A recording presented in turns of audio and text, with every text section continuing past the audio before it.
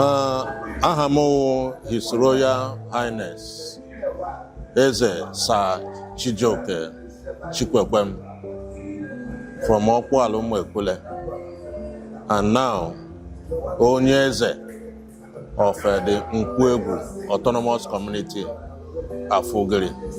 Hele meta wo anyị na-awaji na this Onyeze la the Autonomous Community.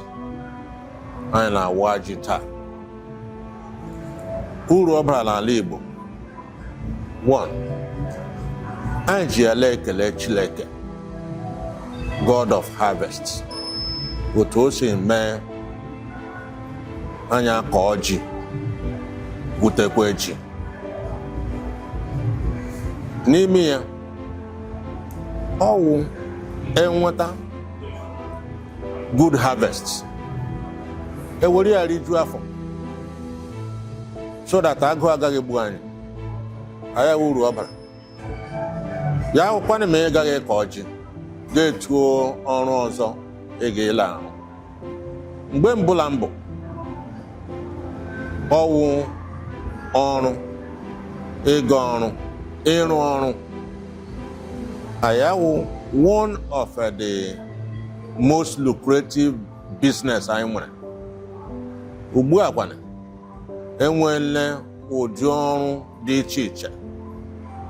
Doctors, traders, nurses, engineers who anyị na-enweghị mgbe mbụla mbụ because of ndị mmadụ agamaghị school. Ugbu a anyị nwere ndị anyị nọ n'ala bekee la-arụkwa ọrụ ebe ahụ. So generally, this harvest ọ gbasakwara ha ndị ahụ n'ala bekee because a na-eji ya tighe ha n'ekpere ka ihe ọwụla onye ọwụla na-eme ebe ọwụla nọ ka Chineke gọzie ya ka ọ na-enwe promotion, na-enwe business opportunities ebe ọwụla ọ nọ. Ọhịa anyị na-eme today. Taa anyị na-etighe ụmụ anyị, ụmụnne anyị ebe ọbụla ha nọ n'ekpere ka Chineke gọzie ha. Ihe ọbụla ha na-arụ, ma ị na-arụ ọrụ ugbo na ihe ọbụla ị na-arụ ka Chineke tiri gị aka.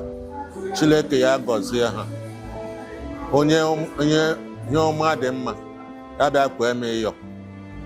Agakwala m la iri ji ndị eze ibe m niile.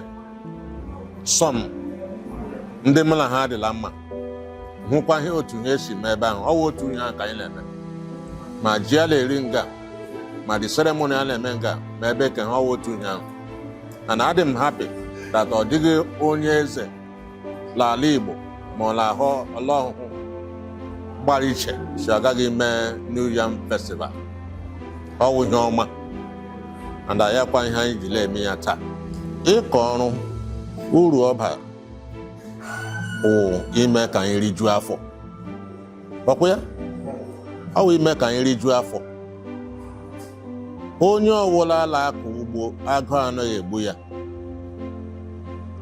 And like this palace, anyị emele seminars upon seminars la-agwa ndị mmadụ ka ha gaa lele ọrụ, gaa kọọ ji